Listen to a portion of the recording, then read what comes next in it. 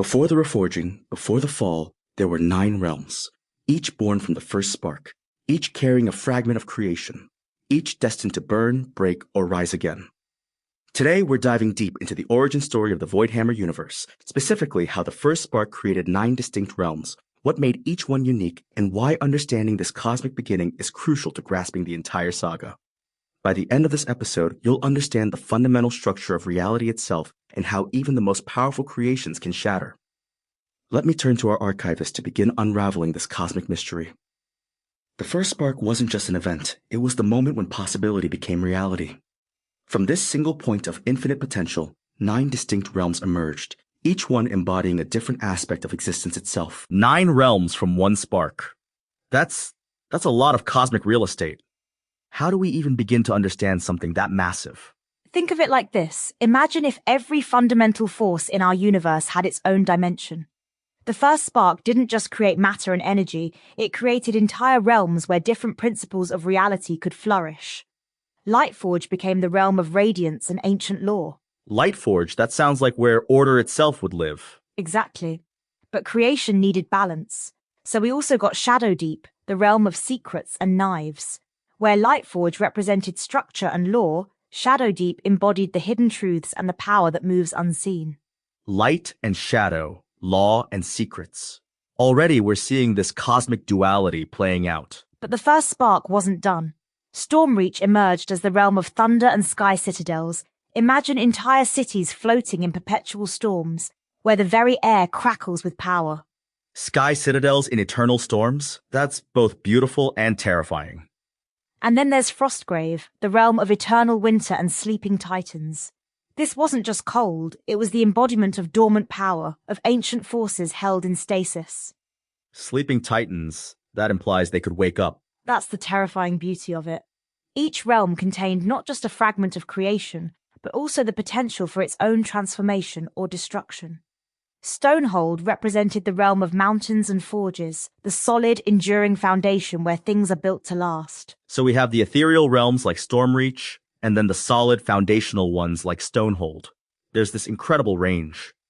And Flameborn, the realm of fire and rebellion. This is where the spark of revolution lived, where the very concept of challenging authority took physical form. Fire and rebellion? That's such a powerful combination. It suggests that resistance to authority is literally built into the fabric of reality. Then we have Spirit Vale, the realm of memory and ghostlight. This is where the past lived, where echoes of what was could still influence what is. Memory as a realm, that's profound. It suggests that the past isn't just gone, it's a living part of reality. And Metal Crown, the realm of steel and tyranny.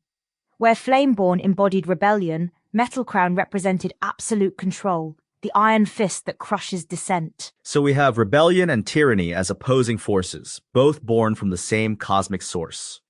That's actually kind of disturbing. The first spark didn't create a perfect universe, it created a complete one, and that meant including the capacity for both freedom and oppression. Finally, there was the last realm, described simply as the final ember of creation. The final ember? That sounds ominous.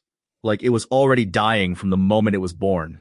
That's exactly right. The last realm represented the end built into the beginning, the understanding that even cosmic creation has limits, has an end point. But wait, you said 9 realms, and we've covered 8. What about the 9th? Here's where it gets truly fascinating. The 9th realm was the unstable shard, and it never survived. It was the birthplace of the Eternal Voyager, but it couldn't maintain its existence.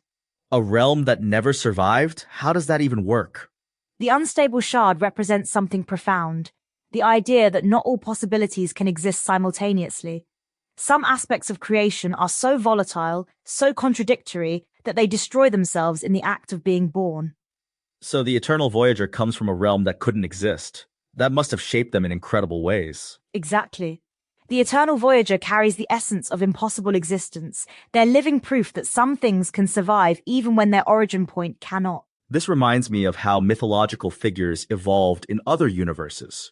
You know, like how the Primarchs in Warhammer went from being these distant, almost mythological figures to active characters in the story. That's a fascinating parallel. The difference here is that these realms were never meant to be distant myths. They were always active, living parts of reality until they weren't. Until they weren't. Because according to this, all 9 realms shattered. 9 realms shattered. 1 realm lost. A universe on the edge of silence. That's the current state of the Voidhammer cosmos. Everything that was born from the first spark has been broken. Edge of silence? That's terrifying. It suggests that without these realms, reality itself might just stop. But here's the thing. The hammer remembers. The Codex waits. Even in destruction, there's memory, there's record, there's the possibility of restoration. The hammer remembers. That's such a powerful image. Like the tools of creation themselves hold the memory of what was built. And the Codex waits, suggesting that somewhere the complete record of how to rebuild exists. It's not just destruction, it's destruction with the promise of renewal. Which brings us to the reforging.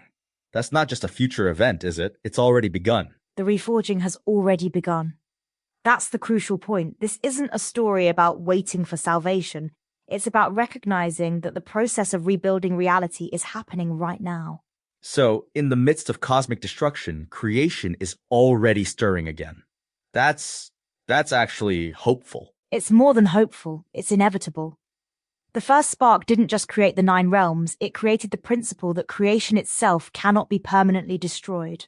And then there's that phrase, all chains melt in the end. What does that mean in this context? That's the ultimate truth of the Voidhammer universe. No matter how strong the bonds, how rigid the structures, how absolute the control, everything is temporary in the face of cosmic forces. Even Metalcrown's tyranny, even Lightforge's ancient laws, all of it eventually gives way. Exactly. It's both liberating and terrifying.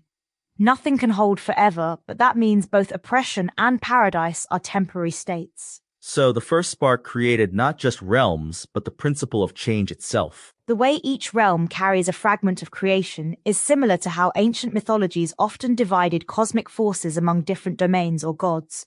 But here, those domains can be destroyed and remade. Which makes the Eternal Voyager even more significant. They're from the one realm that couldn't even maintain existence, yet they endure. The Eternal Voyager represents the ultimate paradox, stability born from instability, permanence emerging from the most temporary of origins. And now they're witnessing the reforging of everything their lost realm was meant to be part of. It's the ultimate cosmic irony. The one being who comes from the realm that couldn't exist gets to see all the other realms rebuilt. So when we step back from all this cosmic mythology, what does the first spark really represent? The first spark represents the moment when infinite possibility becomes finite reality.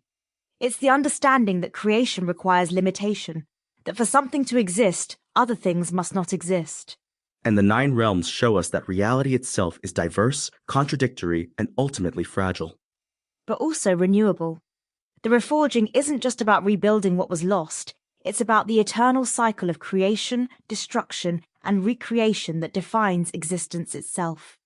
The hammer remembers, the Codex waits, and the reforging has already begun. Even in a universe on the edge of silence, memory and hope endure.